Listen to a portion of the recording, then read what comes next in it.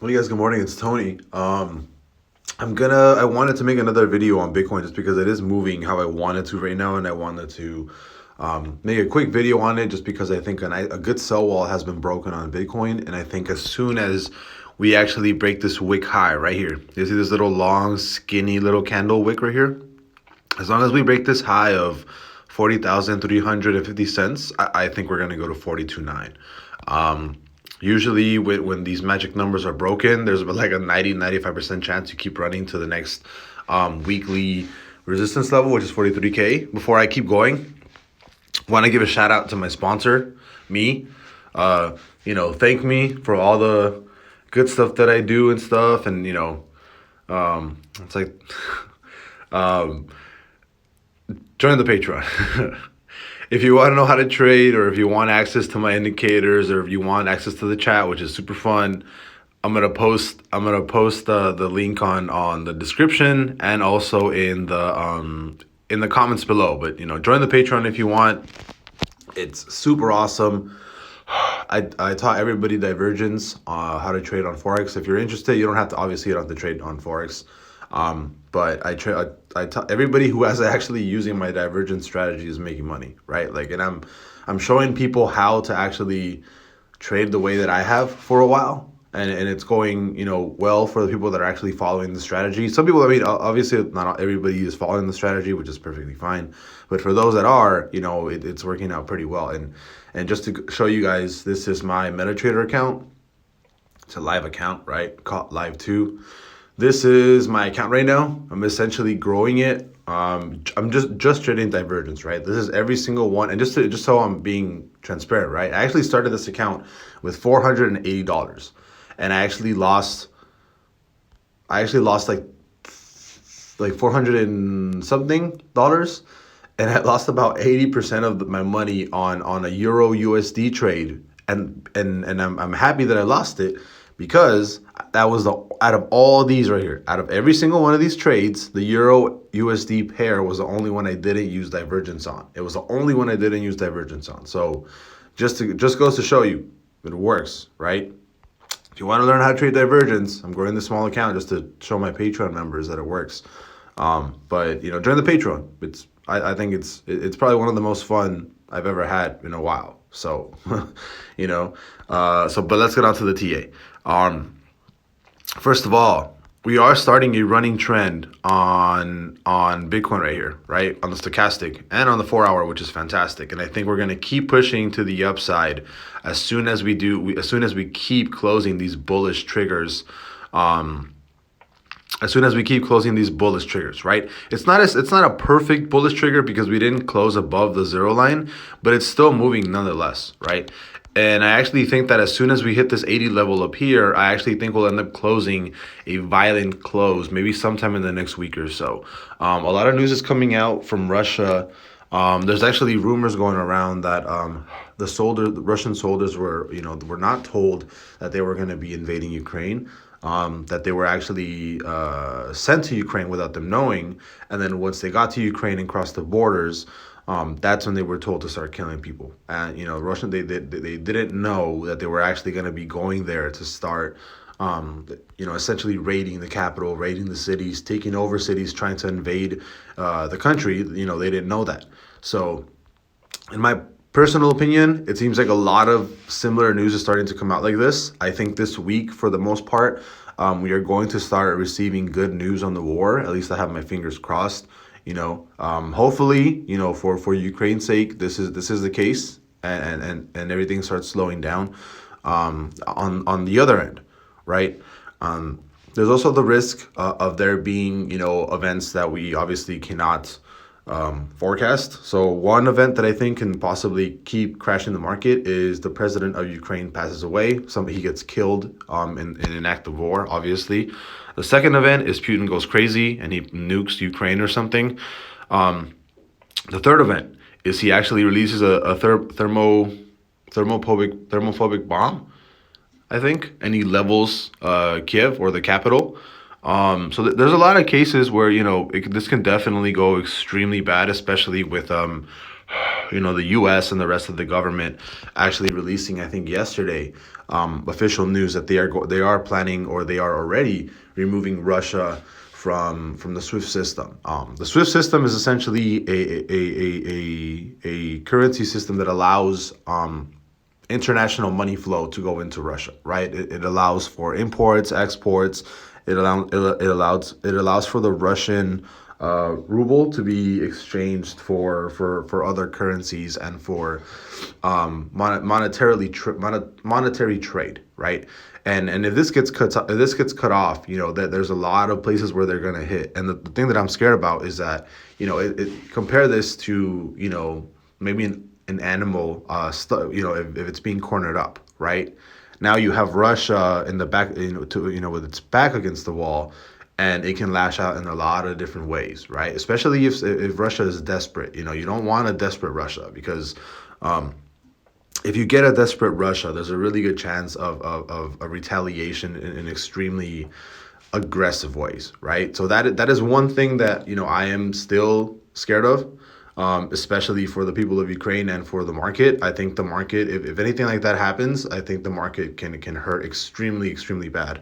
I did tell my Patreon members on Friday morning that I do think the stock market has bottomed out.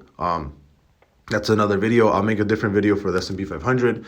But I do think that as soon as we actually hit 34K for Bitcoin, I did think that we actually bottomed out, the last bottom for cryptocurrency.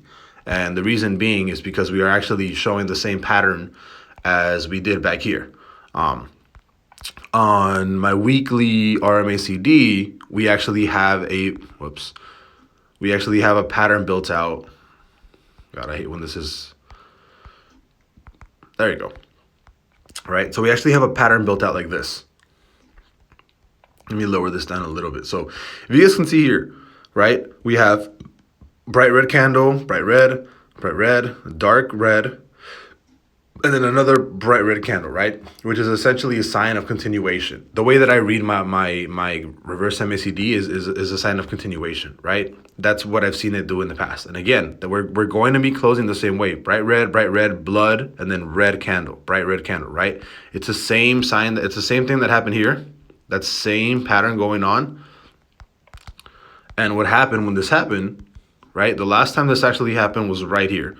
When we created that bright red candle after that dark red candle for the reverse MACD on the weekly, you actually had this candle right here on July 19th, 2021 get created. And this was essentially the beginning of the push to the upside, right? And I think that's what's going to happen here. I think that's what is happening now. As soon as we close this candle like this at 4 o'clock today, I think that's going to be, I think that we are here. That's exactly where we are. And I think this is going to be the beginning of the continuation to the upside. And I think once we cross this magic number of 45,855, I think the next level is going to be 52K. And then after 52K gets crossed, I think we might stay within the range of 57 and 60K. But I think this run, if we do end up, pushing past around this area, I think we're going to end up closing a bullish month. And on the monthly, every single time we've closed a bullish month while the stochastic was at these lows, we've actually went on like a 13-month average rally to the upside. So if anything, I actually think that we're just beginning a second leg up of the bull run, right? And a lot of people are saying like, oh, we're gonna keep going down, or if we do go, we're gonna go into a winter and the bull run's not gonna last that long. I actually think we're headed into an extremely long bull run. I think we're headed into another 13 month long bull run. And I think Ethereum is probably actually going to lead the way. I haven't told anybody. I haven't even told my Patreon members. I actually am going to start accumulating a lot of my Ethereum. I was going to be spending my strong rewards when I cash out. I think my first time cashing out for the month is going to be, I think, in April. And I think what I'm going to be buying the most of is probably going to be an 80-20 split between Ethereum and Crow. That's what's going to be my split. And that's because Ethereum, when it does end up switching, what was I thinking? I don't know. The supply is going to go low. I think summer is when Ethereum is going to start losing supply on exchanges. It's already been losing supply. And I think right now, Ethereum is leading the way. It was leading the way until today for Bitcoin. But it has been, on a supply crunch. And I think Ethereum is going to be leading the way for the bull run. I think it's going to be a possible switch between Bitcoin and Ethereum, but I think Ethereum is going to match. I think Ethereum is going to match the market cap of Bitcoin possibly this year or next year. And I've never really said that to my Patreon members or on a YouTube video, but I'm going to start it. My biggest position, I actually want it to be Ethereum. Currently, I have one Ethereum. I only have about $3,000 of Ethereum, $3,500. My biggest position is Crow at I think around $20,000. I want to match my Crow position, so I want to have at least like 7 Ethereum. Minimum, I want to have maybe like 10 Ethereum, right? I want to have at least 20, 30, 40 grand worth of Ethereum. I think that it can definitely triple from here. And I think Ethereum being one of the the blue chip, as well as Bitcoin being one of the blue chip crypto, I think it's a relatively safe investment, especially because, it dropped from $4,000 down to $2,600, which is relatively not that much compared to how, the drops that Bitcoin and other altcoins had.